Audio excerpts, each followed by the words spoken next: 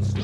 Applied audio, applied audio. So tell me where my friends go. It was discovered today that the rings around the planet Saturn are in fact lost airline luggage. Tell me where my friends go. Fade to applied audio. So like how many watts is his amplifier, man? About 1 million. That's cool. Tell me where my friends go. Applied audio, Captain. Child, when mama ain't happy, nobody happy. Okay, now put that drill right over here. Oh, yeah.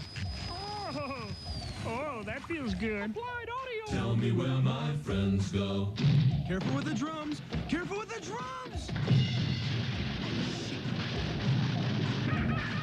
Well, I was born to sing, but now I just whistle. Tell me where my friends go. 272-9280. Welcome back, everybody. Welcome.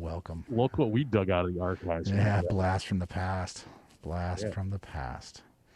Anyways, thank you for coming out and finding us here on the YouTube and all of our other platforms. Yeah, don't forget to hit the bell and the like button, the ring the bell for the notifications, whatever. Smash it, I think. Whatever you guys say. do, yeah, smash it, as they say, so that you know what's going on. But obviously, you found our YouTube channel, so welcome back. Welcome back to that, yeah. Thanks for joining us here for our first actual Around the Tech Table. So and you'll also catch us on the podcast as well. Yeah. So earlier we had the chance to sit down with Ben Escobedo, Vanessa Jensen, and Bill Ostry from Shure, and Dave Dusman from Richard Dean. It was a good time. Yeah, have a little chat about some Shure products, some RF spectrum issues. We talked about SLX-D. MXCW as well. So. Yeah, that too. Yeah.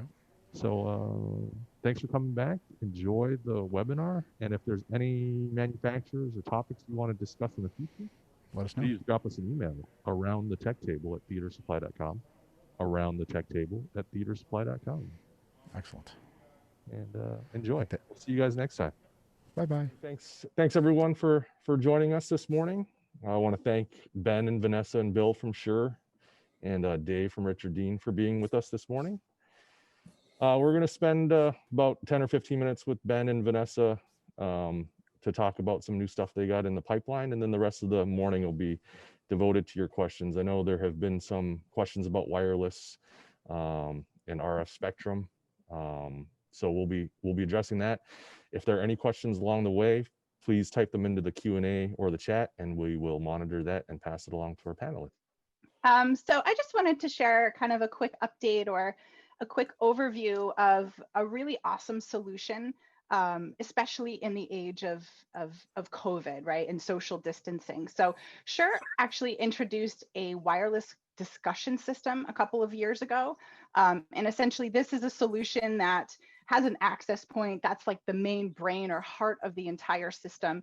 And what it does is it actually handles all of your RF coordination for you. So the system is very plug and play. It sets up extremely quickly. What you'll see here is the base station, that the user would work with essentially has a gooseneck, and it also has a built-in loudspeaker. So that's really great because you can both be heard and you can hear others. And that really enables us to, extend the distance between our participants.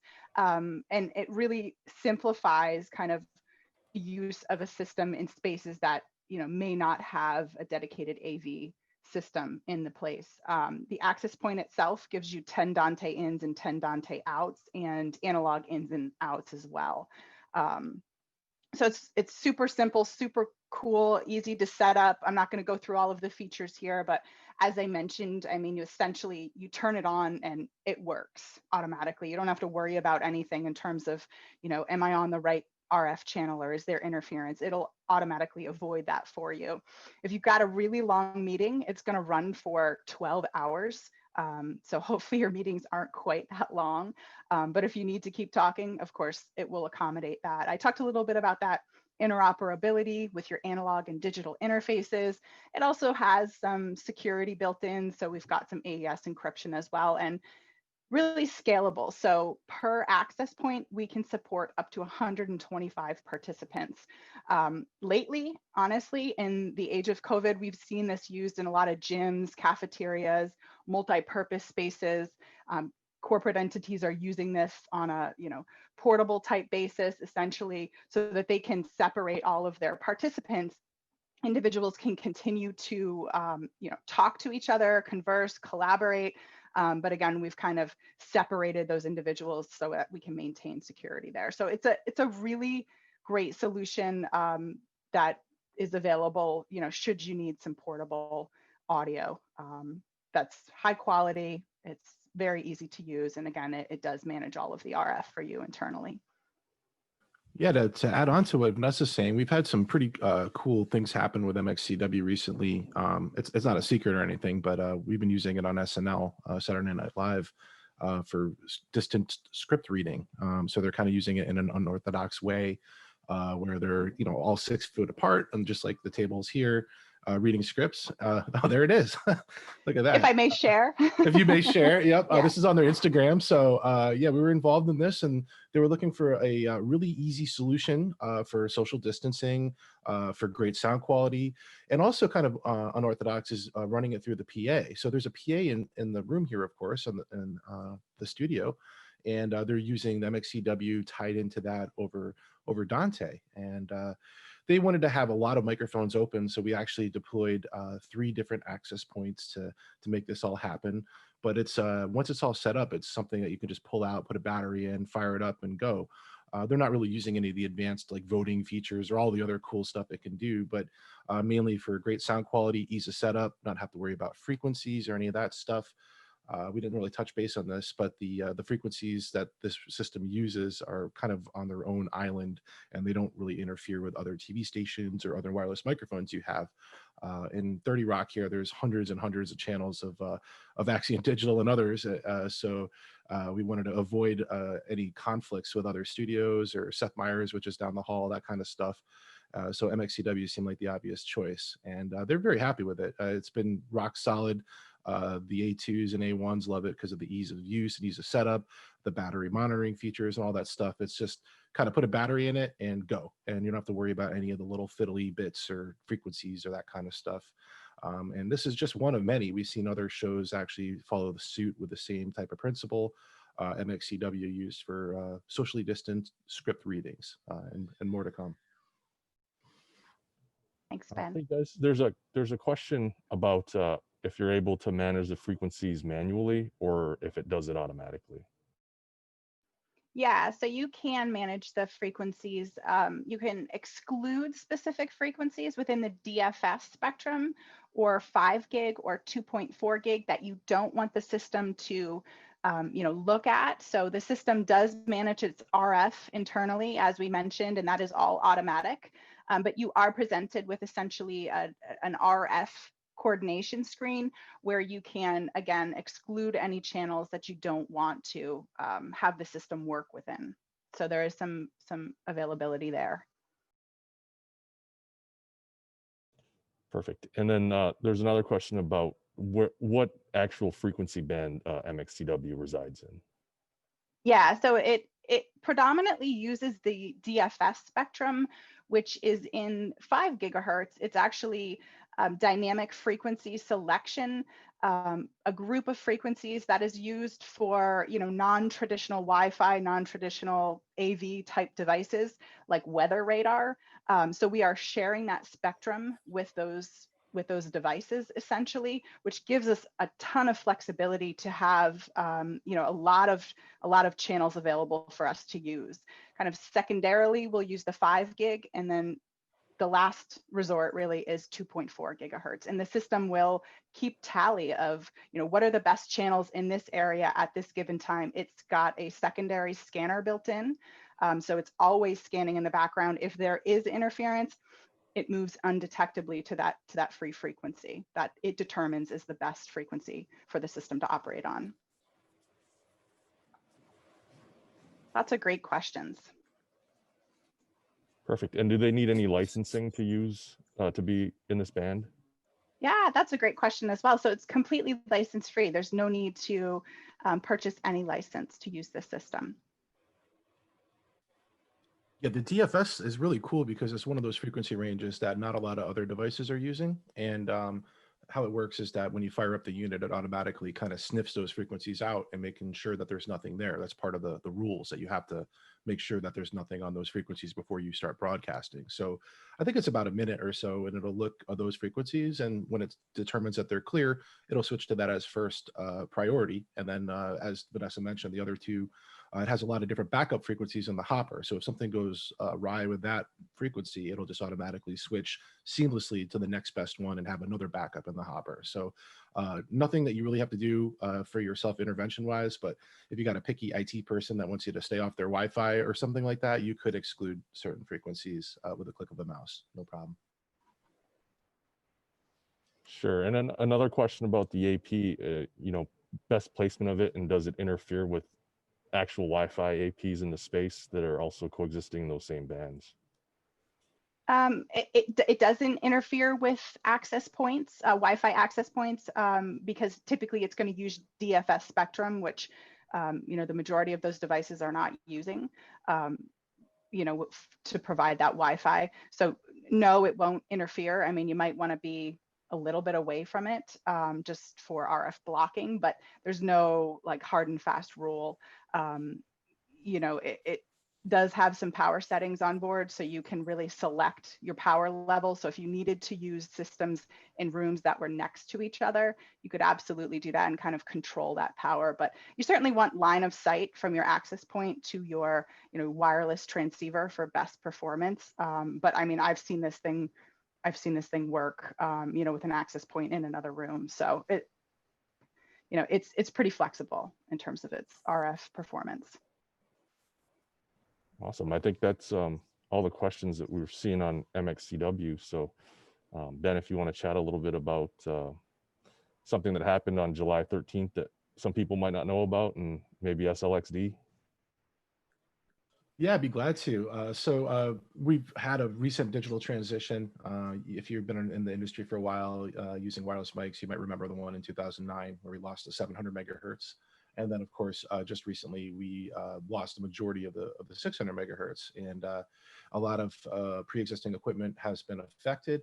And of course, if you're buying new equipment, it's something you should be aware of, especially if you're picking up some used stuff or things that you've been having laying around in your closet or your gear locker, that sort of stuff. So I got a couple slides here just to kind of explain what's going on in case you're not familiar. I think a lot of our participants here are. But it's good to recap anyway, and that kind of segues into digital versus analog, and why the industry is going predominantly digital wireless microphones now, and those advantages over analog in the past and such. But let's see if I can get this up here if my computer cooperates. Let's see. We're sure we had a lot of cool things happen, including. Can you see the slide? Is that all right? Yep. Okay, cool. So, we were heavily involved in a lot of major events, and one of the kind of the rock star events of the year is the Super Bowl every year. So this last spring or February, we were down at Super Bowl 2020, helping support our users with that and using our flagship Axient Digital and all that stuff. But it's down in the Miami area. There's quite a lot of frequencies that are already in use, and we're trying to pack a lot of gear into a very small amount of space. And as you can imagine, it's super high profile, so things can't fail. It's live on TV, including the halftime show and all that. So, we're talking hundreds of channels of IEMs and different frequency bands for the wireless, and trying to, get the most out of the spectrum by finding every nook and cranny of unused spectrum and taking advantage of that. I think in the past we've talked with Applied and a lot of our users about alternative frequency ranges besides what we were normally used to, or the UHF range. Specifically the 900 megahertz, or what is known as STL. And the STL band goes for the geeks in us, it's like 941 through 960 megahertz. And that's kind of an unused portion of spectrum for a lot of places. You do need to have a license to use it, but that's kind of one of the reasons it's great, because there's not a lot of users there. Without that spectrum or that stuff, the Super Bowl would have had a tough time working or going off without a hitch and that sort of thing. So as you can imagine, it was quite a challenge. Some of the challenges there, even having a Cirque du Soleil, show in the parking lot of the Super Bowl. So open air stadium and a lot of frequencies coming in with very little to be used. So a lot of planning goes into this, and like a lot of our high-end users and partners and dealers and stuff, worked really hard to make this happen. We were just kind of along for the ride for support. But anyway, speaking of spectrum and how dense it is and stuff, we'll take a quick look at what's going on with the 600 megahertz if we can, hopefully. So in 2009, if we go back 10 or 11 years, we basically had the whole spectrum from 470 up to 806 megahertz. And that's what we enjoyed. As UHF microphone users, we're secondary to using spectrum from TV stations, which are our biggest opponent in this arena. And we would operate in the spaces in between TV stations called white spaces. And that's what we call them. We still do this today, but of course we have less spectrum to deal with. So back in 2009, the FCC had an auction, and they basically said, all right, everybody's out of the 700 megahertz. We're going to push you down below that up to 698 now. And that 700 megahertz is going to be auctioned off for new services, public safety bands, and so forth. And a lot of the big telecom companies and wireless mobile companies purchased a large swath of that spectrum for their uses. This is also the same transition. If you remember, we had analog television stations back then, and digital was kind of a new thing. So you might remember the commercials saying that you need to buy a new TV or a new set-top box in order for your stuff to still watch or over-the-air broadcast. And the reason for that is, of course, being more efficient.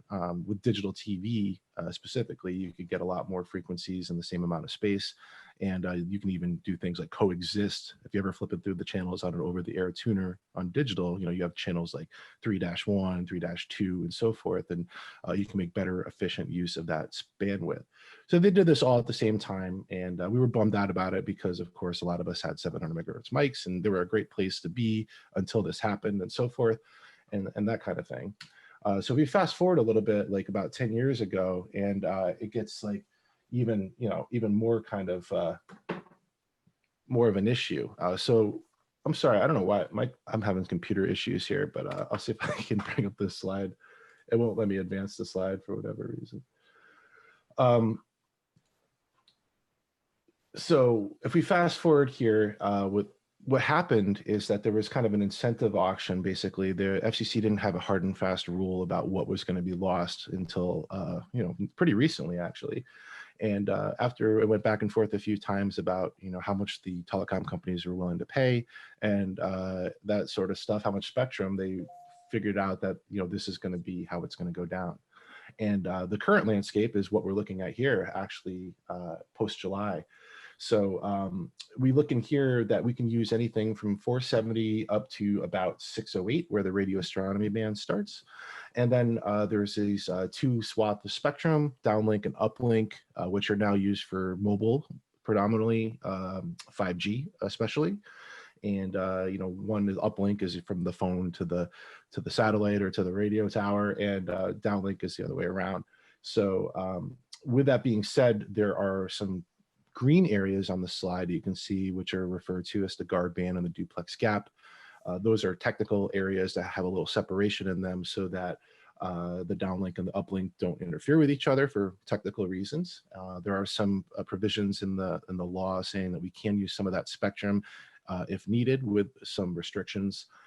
It's unclear at this time, if those are going to be very usable or not because of the potential pollution from neighboring spectrum back and forth. But the moral of the story is that we're regulated now between 470 and 608, with some exceptions for the public safety bands, that red bar on the bottom left, from channels 14 to 20. In certain major areas, there are public safety bands that you are not allowed to use. Most major cities, DC, LA, Dallas, New York, etc. They devote some of those public safety bands for public safety, police, fire, EMS, even other things. So you don't want to be operating in there. You can consult the Wireless Workbench software or our website to determine if that is a reality in your area and things not to operate on. Most because that you don't want to be operating on it for a few different reasons. Obviously, you don't want to get interfered with and ruin your event or what your show, and of course you don't want to be interfering with an ambulance or something else very important, because you can get in big trouble for that and you'll feel bad. So with that being said, we are still in battling digital TV stations, which are our biggest enemy in this area, and we have a lot less spectrum, approximately a third of what we had pre-2009 to work with. So we've been kind of staring at the wall for this a little bit now, and a lot of manufacturers, not just Shure, are in the same boat. But we're, all the wireless microphones we've been selling in the last few years are compatible and legal for the spectrum. Some of our systems, like our flagship Axient Digital, can take advantage of all of the spectrum that is legal, from 470 up to 608. Some of the other, the newer digital stuff that we'll talk about, like SLX-D and that sort of thing, those are all in legal frequency ranges. And the name of the game is making do with less, and less spectrum, more efficient use of that spectrum means we are using digital technologies to kind of squeeze a lot more, get more bang for your buck for frequency wise. There are some other significant advantages of going digital as well, which we can talk about. You get better sound quality, number one, and no more static coming through your system, more frequencies in a smaller amount of space, high level features like optional encryption and Dante and those kind of things come with the digital package. And then there's also like a little bit of a learning curve too about, using digital versus analog, and, things like you take for granted, like if you go out of range with an analog system, it can kind of break up and drop off and you kind of know that it's going out. Where digital, it just works and all of a sudden, it's gone. It's like a CD, it works or it doesn't. So remember CDs? I haven't used those in a while. But that's the name of the game, and that's what we're faced with now. So I think most manufacturers are focused on digital, with the exception, I would say, kind of the elephant in the room is the inner monitoring, because inner monitoring requires super low latency, and there's really, having minimal latency is required, especially when you're on stage performing or monitoring yourself singing, and you got the latency of the system, latency of any plugins you're using, latency of the desk itself, that sort of stuff. So we haven't seen too many digital IEMs in this arena right now. So analog still kind of reigns supreme at the moment. I'm sure that may change in the future, but everything else is going digital, and is still using the UHF spectrum is what we're talking about here right now. But we, of course, have other products that are using digital, like MXCW and ULX-D that uses 2.4 and other portions of the spectrum. But there is a reason that we're using UHF still, whether it's analog or digital, mainly for efficiency. With UHF, you can get a lot of bang for your buck as far as distance that you can go with a wireless microphone with manageable antenna size and good battery life. It all kind of is a sweet spot, and that's one of the reasons why this is often referred to as beachfront property or prime real estate, if you will, because the UHF spectrum, that's why the TV stations enjoy it. And that's why now the mobile companies are really after it, is because it's so cool and it's so good. Short antenna length, good battery life, and great range. Can go through walls and other things and very far. That's what UHF is all about. So, and a lot of people ask, and I think it's on the top of everybody's mind, is like, okay, well, we had auction in 2009. We had one just closed in this year. Is this going to happen again? Are we going to kind of get messed with again? I mean, the future is uncertain, but in order for this to happen again, they would have to kind of shake up the whole apple cart and relocate those digital TV stations that have already been relocated maybe once or twice. And where are they going to put them? They can't kick everybody off the air, just for wireless telephone use and that sort of stuff.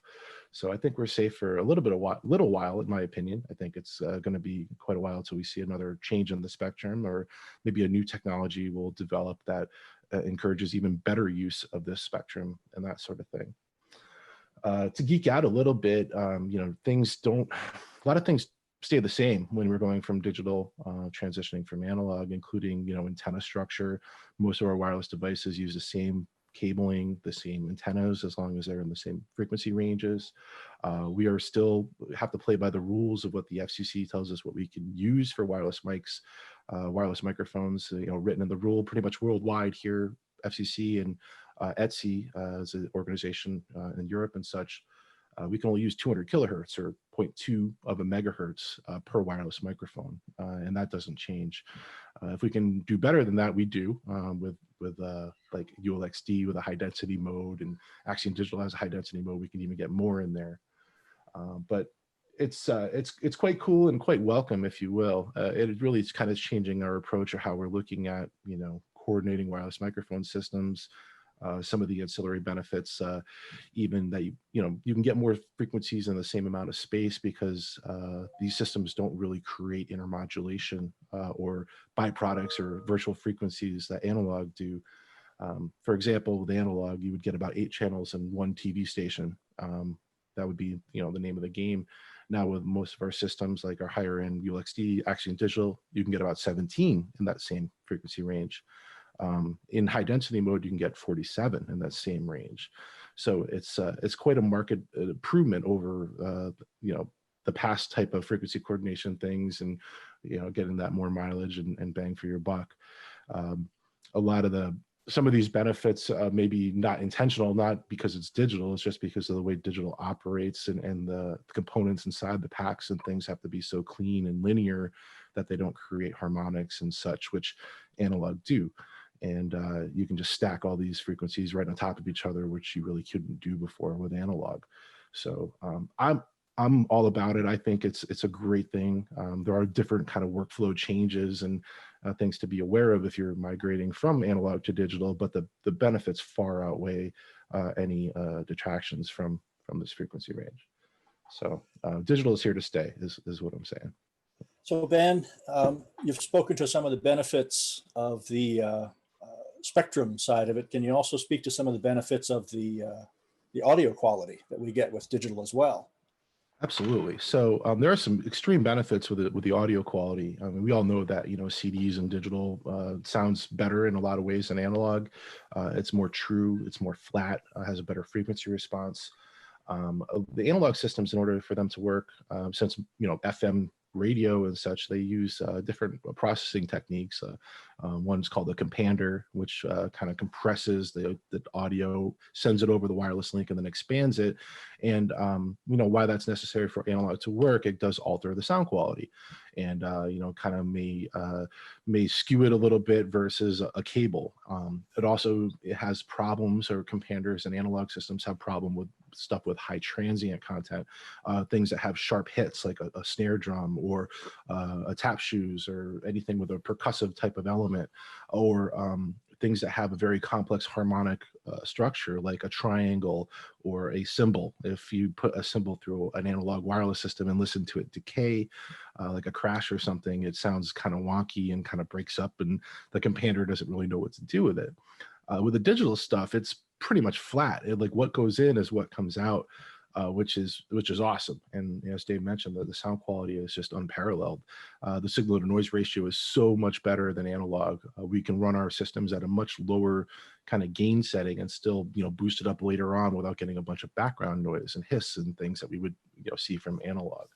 I mentioned briefly, but technologies such as Dante, you know, kind of go hand in hand with that, which are already in the digital domain. We can take that information and send it over an Ethernet cable to your favorite console that's Dante equipped, or pick it off and distribute it everywhere without hauling around a, you know, 250-foot 16-channel snake or 32-channel snake or something. You know, if you ever done that, winding one of those up at the end of the night, it's pretty cool. Digital sound quality is one of the many benefits. There's also other benefits too, like things that kind of go unnoticed and we don't talk about enough. Like with analog systems, you really have to, you know, be careful about where you set the gain on the transmitter. You know, if you give the handheld to your artist, or you put a body pack on somebody and you put a lav on it, you got to like check it and make sure they're not clipping it at the transmitter. And if you need to go back there and adjust the gain, you got to get the pack from them and get the handheld and tweak that gain out. With the digital systems, they're really, at least with Shure, there's really no more gain adjustment on the front end. It's automatic. And it's such a wide envelope. You basically plug the lav into the body pack, throw it on the talent, you're done. If you need to adjust the gain, or it's a little too hot, you do it at the receiver side, and that's part of the gain structure. So it's one less thing and one major thing not to have to worry about. I think a lot of us have been in that boat where you give a pack to somebody and you mic them up and they're a little mousy while they check it. And then when the show actually starts, they're really loud and boisterous and they start clipping. And then now you're in trouble because you got to go back to that pack and adjust it. With digital, you don't have to do that. To carry it a step further, we even have some of our higher end systems have remote control. If you need to change anything on the pack, you can do that remotely with a technology that we have called ShowLink, which is awesome. You can change frequencies or things on the fly, which you just, you really couldn't do in the past, with the exception of Axiom analog. So pretty cool stuff. Yeah, great. And certainly, when you think about using multiple channels, okay, 1 or 2 channels, digital versus analog, the lower noise floor is good. You talk about 10, 12, 14 channels running, and you have that analog noise floor building up among those channels, you really start to appreciate the improved signal to noise, the improved bandwidth of a digital microphone system. Absolutely. I mean, there's a little bit of a learning curve. I think, those that are new from migrating from analog to digital, it's akin to kind of like pulling a blanket off your speakers. When they hear the content, they're like, whoa, there's so much treble and high frequencies. I'm like, well, that's all the stuff that was getting rolled off before that you had no control over. Whether you wanted to or not, it was kind of just taking that frequency content out.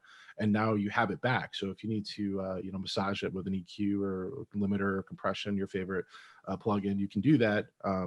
But all that content is there now for you to enjoy, and it takes a little bit of getting used to. But once you hear it, it's hard to go back the other way, back to analog. There's really no reason to go.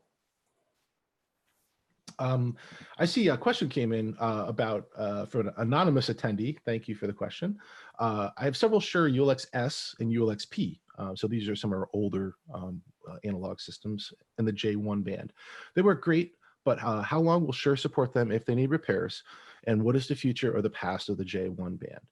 These are great questions. So unfortunately, as it is right now, it is not legal for us to repair a transmitter in that J frequency that's in the offending range. Like if you send it to us, we really can't legally, per the FCC, work on it and send it back. It's part of the law now. So if it breaks or something, we unfortunately cannot repair it in the US and hand it back to you, because that would be an illegal maneuver, if you will. That is unfortunate, but it is the letter of the law. And then what is the future of the past of the J1 band? Well, I can say this. The J band, depending on the model of the ULX, S or P or others, some of them straddle the ranges, that's legal and illegal. Some of our systems, mostly our digital systems that have firmware upgrade capabilities that straddle the ranges, we have a tool in Wireless Workbench called the frequency conversion tool, where you can, on certain systems, you can kind of truncate the range so it only operates in the legal range. And then it kind of just blocks out all the illegal stuff that's above 608. Regardless of that, what a lot of users are doing is, if you have these older systems and they're still viable, they still work, and that sort of thing, there are many other countries that are still using these systems that don't have the restrictions that the FCC does here in the US, namely Latin America and some parts of Europe, and others can still use this. So we've seen a lot of customers, sell these on eBay or other similar auction sites, recoup some of the costs, and then reinvest into a modern digital system, which of course has all the advantages we've been talking about. But it's kind of a not a great place to be, but unfortunately, that's the way the FCC has written the law, and we have to abide by. So keep that in mind. Some of our newer frequency ranges, we still have like a J range, but like J8A and others, we'll use some of the the legal range and then stop right at the illegal range, where the radio astronomy band starts, 608 and so forth. So everything is on the up and up. Of course, we haven't been making, or I should say that we make systems worldwide, but we haven't been selling systems in the US that have been in the illegal range for several years now. So it's not something that you're likely to find on a retailer's shelf, just because it hasn't been available. As soon as we learned about what the actual restrictions and the new frequencies were going to be, we stopped selling those in those frequencies and concentrated on digital wireless in the legal ranges. Hey Ben, real quick, Maybe you can touch base a little bit on the amount of spectrum, analog uses versus digital, and the lower end versus the higher end systems. Absolutely. So in order to talk about this, it's useful to kind of take a visual look at the spectrum. So I'm gonna see if I can close this out. I don't know why PowerPoint's not letting me advance slides or whatnot, but anyway, I've got Workbench up here, and this is John sent me a scan of the Rochester area, and this is what it looks like here. And you can kind of see on Workbench that we have a spectrum from channels 14, which we talked about, all the way up to the 600 and 608 megahertz. Each one of these little channels is a TV station. So if I hover my mouse over it, you can see it. And this is a 6 megahertz wide TV station. In Europe, they're 8 megahertz wide. No big thing, but this is what we're dealing with here. With analog, we kind of touched base on it briefly earlier, but on a good day, you can probably get about 8 to 11 frequencies, wireless microphones in that one 6 megahertz TV station. So that's okay, but that also doesn't mean that you can get 16 or 8 plus 8 if you have 2 adjacent TV stations with an analog. The more frequencies you add with analog, the more they interact with each other and have the potential to cause intermodulation or distortion harmonics, other frequencies that appear in the spectrum when you fire up your stuff. And if you happen to put another analog or other transmitter on top of those harmonics, they will have a bad day and not work properly. So to get around this, we frequency coordinate using Workbench, or we use the built-in groups and channels method that's in the majority of Shure products and other manufacturers as well. So that is one of the limitations of analog. So, 8 channels maybe, on one TV station. And if you have 2 TV stations, it doesn't mean 16, and maybe you mean about 11 or so. If you have 3, maybe about 14, you see it doesn't kind of double and just stack on top of each other, with the exception of digital. Now, digital, we mentioned ULX-D, for example, like 16 to 17 frequencies in one TV station. If you have 2 TV stations, it does double because of the way it's set up. It doesn't have that harmonic problem. So you can kind of stack them right on top of each other and do silly things that you couldn't do with analog, like space them all equally apart a certain amount of frequency range. Again, it's not because it's magic. It's not because it's like digital technology. What it is that inside of these transmitters, the amps are so clean and linear that they do not have harmonics. They don't distort. And if they don't distort, they don't create those intermodulation frequencies, and therefore we can pack a lot more in a tighter area. So it also takes the hard work of digital coordination out of the picture. So with analog, you'd have to follow the rules with the groups and the channels. With digital, it basically has to be spaced apart far enough from each other and on a clean frequency, and that's it. Of course, it gets more complex. I'm simplifying things. It gets more complex if you're mixing analog and digital and things together, which Workbench can help you with. But that's the whole name of the game, because it doesn't create those intermodulation products at the powers we're operating here. We can stack them on top of each other and just get a lot more frequencies in a lot of smaller space. And that's just regular mode. We talked about it, 17 channels per one 6 megahertz TV station. If you're using our high density mode and our ULX-D or Axiom digital products, you can do 47 channels in one TV station, which is incredible. So distinct advantages. Digital is here to stay for sure. How many systems do you think we can expect with SLX-D? That's a good question. I think it's slightly less. I have to consult the parameters. I don't know. Obviously, on a good day and everything's clear, yeah, if everything's clear, I'd have to. I want to say it's like I don't want to speak out of turn. I think it's like 14 or so. I'd have to check out. So still substantially better than analog. Yeah, and of course you still enjoy the better sound quality and all the other things that we talked about that digital is cool about. So the SLX-D, I know a lot. It's been a long time coming, and we have a lot of users. There's so much SLX analog out there, and SLX analog has been around for over a decade, 10 to 14 years or something, Bill, right? I don't know. It's not, yeah. It would be great. Actually, it would be, you've got their spectrum pulled up. Maybe you could pull a ULX J1, 20 channels of J1 into that coordination window. Yeah, absolutely. We can show how many we can get on air, and then you can wipe that out and put some SLX-D in there and see what the difference is. It's actually, I just did it on my end just to make sure it was going to look good. And, nice. I just think this is kind of an important topic because a lot of our customers are probably going to end up purchasing in the SLX-D kind of platform. So I think it's definitely important for them to be able to see, hey, if I do this and everything works out, I can get roughly this many systems versus what I'm doing currently. Absolutely. And while Ben is pulling that up, anecdotally, just from a subjective standpoint, when we first rolled out digital products, people had become used to all of the audio artifacts with analog systems. And if any of you on here are guitar or bass players and have had to use analog systems, you know how that those analog systems manipulate your sound, right?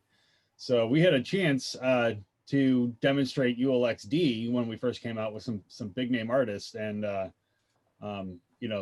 before it even gets to the artist, you got to go through the guitar techs and bass techs, and one of them had been using a top tier wireless system from us for forever, and when we put them on ULX-D just to test it, they said it sounded like taking the blanket off of their cabinet. It just opened up because they were getting essentially a flat frequency response, which means that they were hearing what they put into it. So while Ben is doing that, I just thought I'd throw that in there. It's actually quite a night and day difference from an audio sonic standpoint, sonic quality standpoint. Oh, look at this. You're gonna. So what I've done here is I took in from the question we had earlier. I did some ULX and analog, of course, and I put 20 channels in the inventory. So I just picked that number, arbitrarily. I put them in here, and then I pulled up the scan from John that he sent of Rochester. But I figured we do maybe 2 TV stations adjacent just to start with. So in the spectrum, I selected everything except for. Well, it's kind of bad practice because this could be public safety, but I know in Rochester we don't have to worry about that. 14 and 15, just for kicks, right? And see what's going on there. And then I'll close this out. So basically what I said is, wireless workbench, find me frequencies in channels 14 and 15 that are open for this range, and how many can we get in here? So I'll do a calculation here. And as expected, I mentioned it was anywhere from 8 to 10 or 11 per one frequency range. With this system in this particular range, Workbench under normal circumstances is saying we can get about 9 frequencies of analog in those 2 adjacent TV stations. So that's 12 megahertz worth of bandwidth, and we're assuming everything is super clean in there, of course. And we wanted 20, but we can only get 9. And that's under, just a regular kind of coordination parameters. Under compatibility and such, we can, massage this a little bit and say, okay, well, let's relax our filters and try to get more frequencies. So I'll select the more frequency setting and do another calc and see, we should be able to get a little bit more. As expected, like I mentioned earlier, about 12, which is analog and so forth. We're already way behind what the digital is capable of. So, this is 12 out of 20 that we wanted, but in 2 TV stations, 12 megahertz, we're getting 12. So let's do this again. I'm just gonna try to blow all this stuff out of here and delete. And then I'm gonna manually add some stuff in my inventory. And we were talking, Bill was talking about the new SLX-D, which I hope it's in here, I think. Yeah, there we go. So SLX-D. And we can do the G58 range. And let's do, again, 20 device. Oh, let's do more than that. Let's do 30 or something. So 30 devices of SLX digital, nothing else in there. I'll go back to my frequency coordination.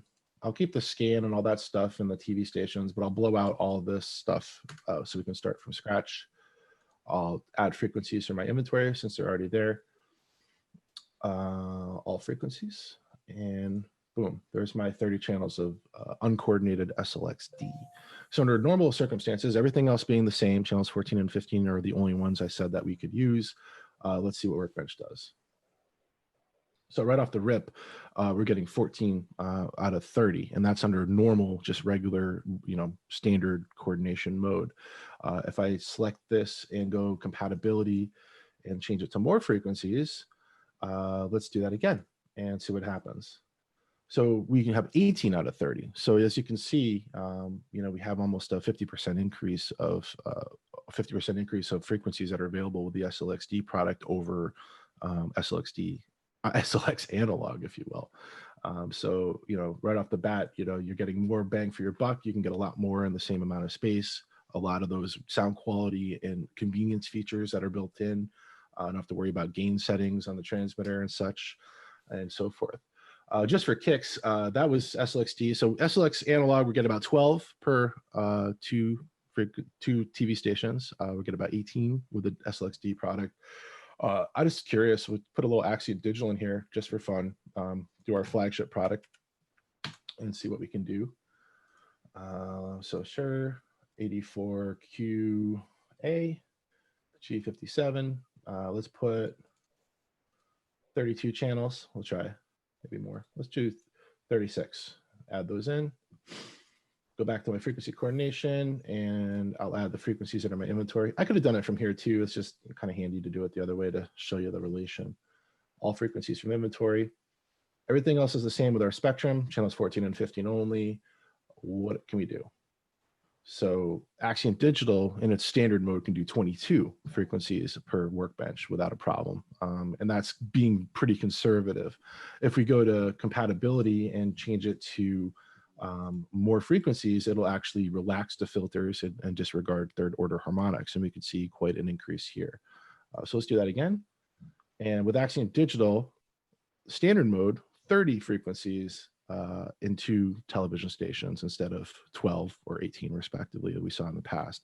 So you kind of see the difference there, and how agile the system is, how the digital just gets you more frequencies in that same confined amount of space. Because let's face it, we're not getting any more spectrum soon, and we're got to make do with less. This is one of the ways that you could do that. This number would over double if we went into HD mode, of course, because we can do 47 channels in one TV station instead of 17. So it's pretty much as expected. We see the increase as you go up in the product line, SLX-D to SLX analog, SLX-D, and then jump all the way to Axient Digital and so forth. So that's my story. So are you guys only selling digital wireless now, or maybe you can talk about the wireless line, like all the products in the line?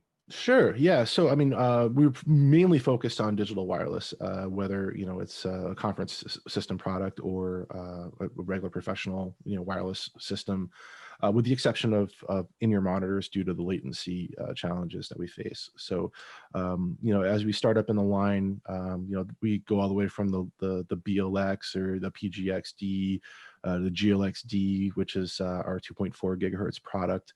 The SLX-D is kind of the new sweet spot for that UHF spectrum with digital transmission and all the cool features. This is our new kid on the block, SLX-D product, which I know a lot of people are excited about because it's at a great price point, has a lot of those cool functionality, rechargeable options. Some of the cues that are borrowed from, our flagship Axient Digital stuff, like this SLX-D transmitter, for example. If you look at it, it's all rounded and very comfortable, kind of this very durable polymer shape. It's designed to be worn close to the body and not have sharp angles poking into you. Very, got the robust charging contacts if you want to use the rechargeable battery stuff, and all that. The transmitters are, what you're used to, looks very similar. These guys take all the same capsule heads that you probably already have if you're invested in the Shure ecosystem.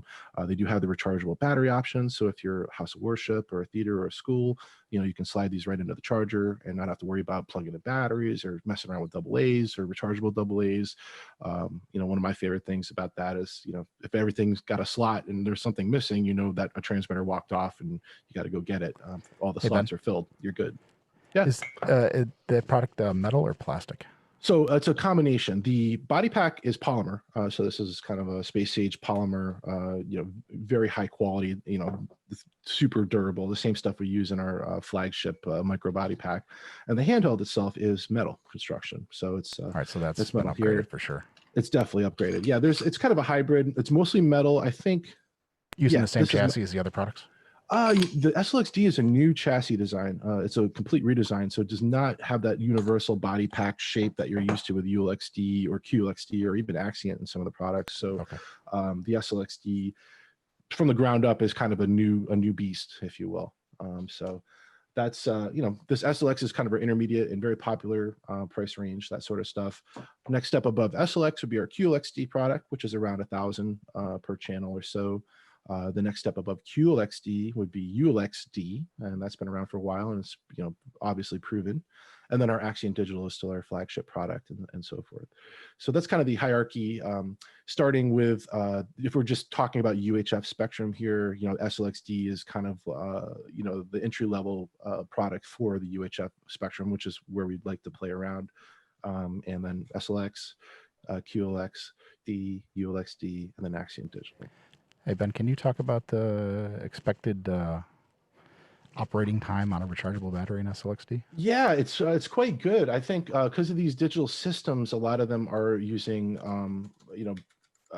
rechargeable batteries because of the higher power consumption. So I think you definitely can get over a theater, a 4 to 5 hour show is not a problem with it. I'm trying to think of the actual the runtime here. Let's see. I think.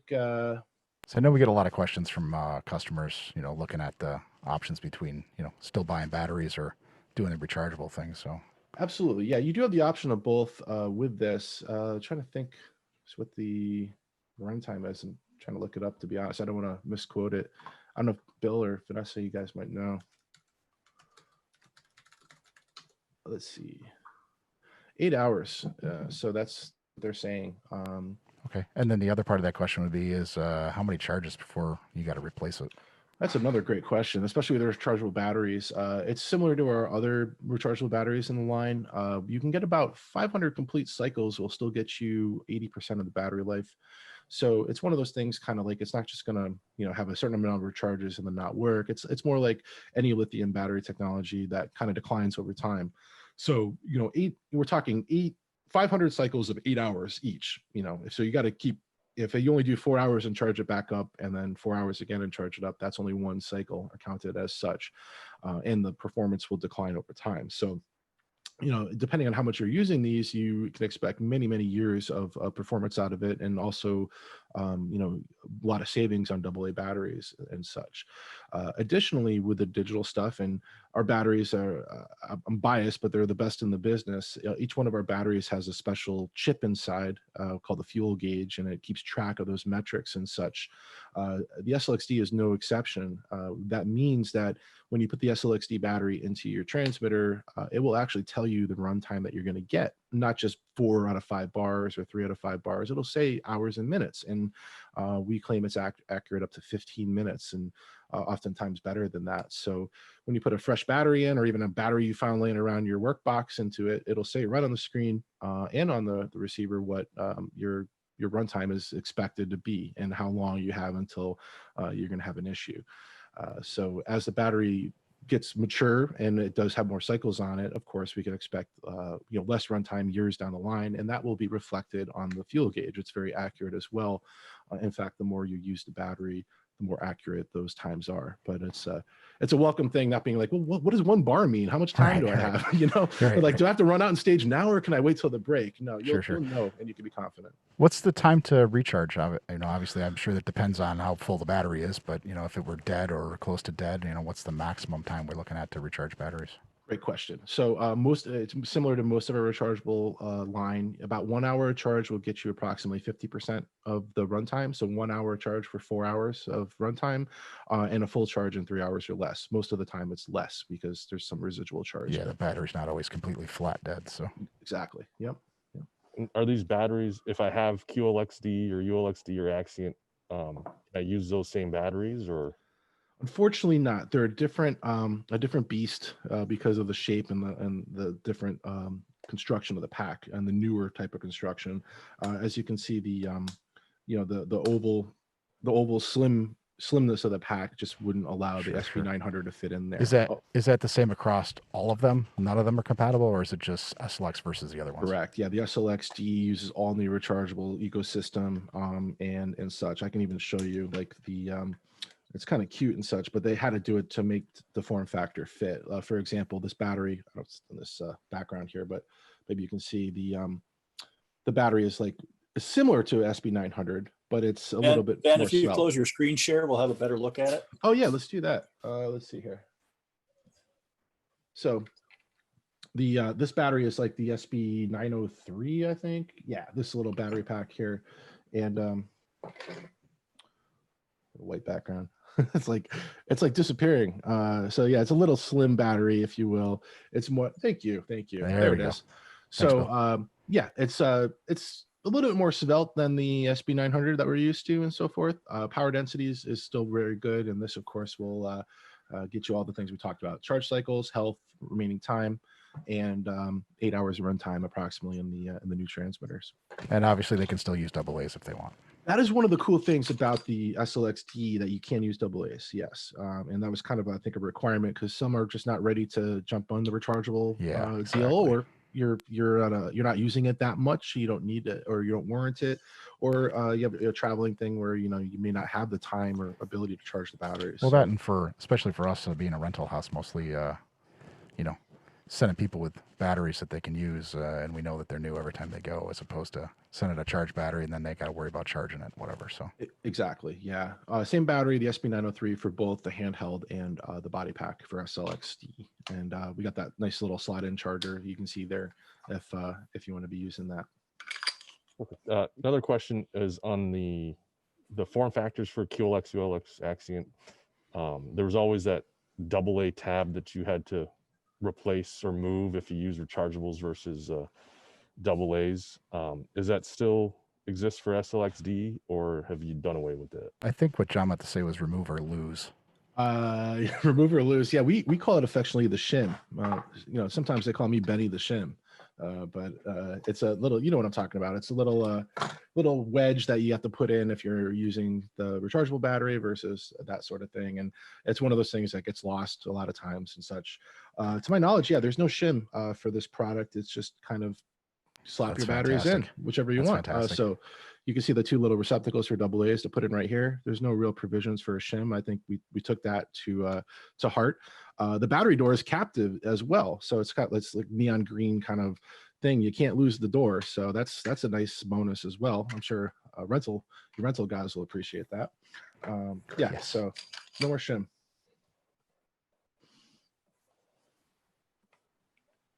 Perfect. Any other questions out there? Yeah, anybody want to talk about anything while we got these guys here? And if you guys are interested in hearing them come back and talk more, if you guys want to do like a workbench deep dive or something with Ben, he loves talking about workbench. So just let us know. But if you guys have anything else for today, feel free to type it in the Q&A or the chat.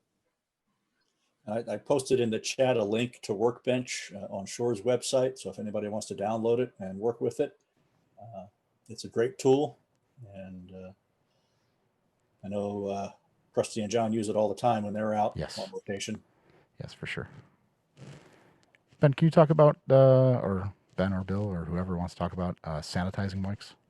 Sure. I know this is like first and foremost on everybody's plate right these days and so forth. We actually took a little while to respond because we wanted to check things out and make sure that we're giving the accurate information. There is a complete new site for Shure clean and disinfect your microphone. I'll post a link in the chat here. We actually have videos and that sort of thing. A lot of it is common sense. A lot of it, we can't, of course, say with any certainty because we're not medical professionals about what kills coronavirus, et cetera. But there is a lot of cool stuff and that we're updating constantly. I think this one was actually just updated in September and November and so forth.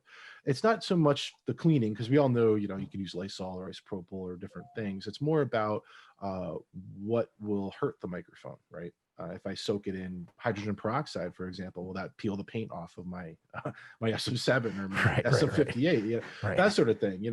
Of course, I could dip it in gasoline and kill everything in there, but that's probably not the best thing to do. So I'll put this link in the chat, and you guys can peruse this at your will. Some of the things that were interesting to me is that obviously the mild soapy water. We recommend some other things too, depending on what it is: isopropyl alcohol, hydrogen peroxide, Lysol.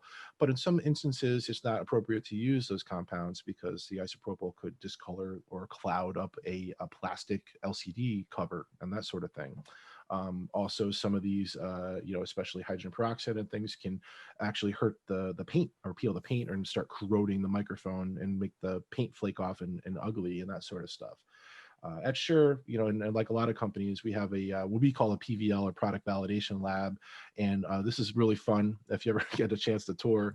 It's basically where we break stuff. We have accelerated life testing simulations. And still got Shure mic over there? Yeah.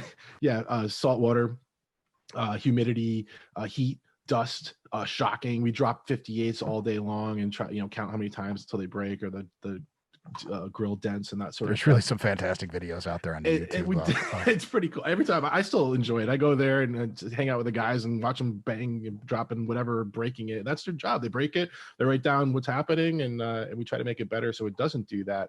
We talk about the story all the time, but as you know, Shure is known for our mil spec type of stringent standards, and it goes all the way back to the wars, world wars, where we had fighter pilot microphones or throat mics and things that we made for the military, and all those things had to be tested to those stringent standards. We just never stopped doing that, and we still do that today with new products and even 58s. We're not resting our laurels on that. We're going to see if we can improve it in any way, or the production anyway.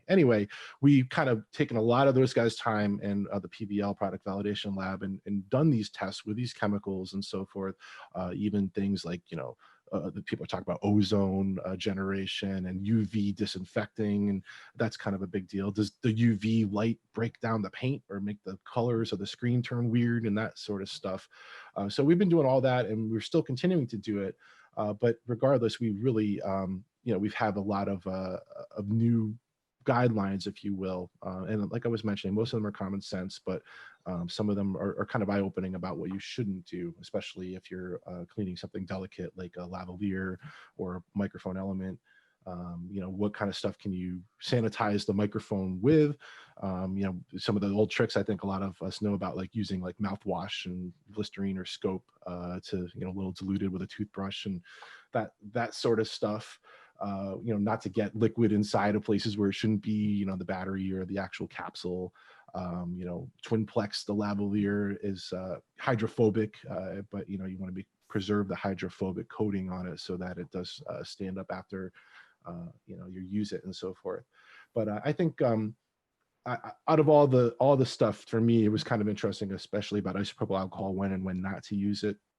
And also the hydrogen peroxide, which sounds like a good idea, but it really can accelerate the paint flaking off on certain microphones and things of that nature, just because it's a heavy oxidizer. I know I use that for other things all the time, but I'll put this link in the chat here if we can. Let's put I think Bill's put it up for us. Bill got it. Yep. Cool. Thanks, Bill. Yep, how to clean my microphone. And check back periodically. We do update this on a regular basis. We're going to add new stuff as we figure it out and we test it. But we just want to make sure that you're safe, as well as not hurting your microphone, so you have it for a long time.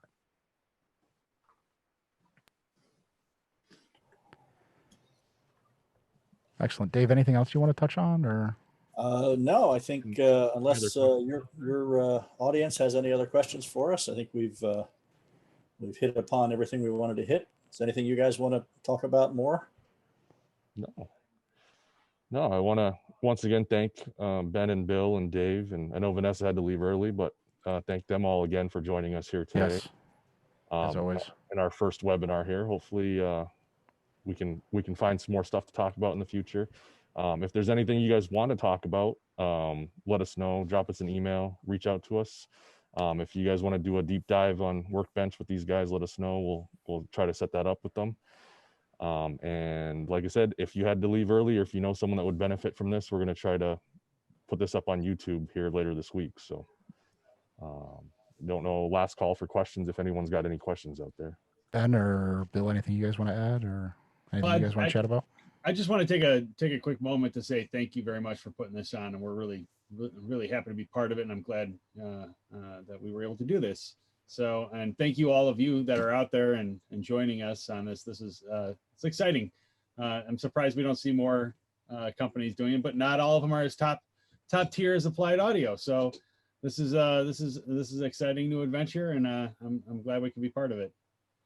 Looking forward to coming back to Rochester. Yes, see definitely. you guys. Maybe grabbing a garbage plate or something, you know. Perfect. Thanks again, everyone, for coming out. Thanks, everybody. Thank you. Thank you. See you soon.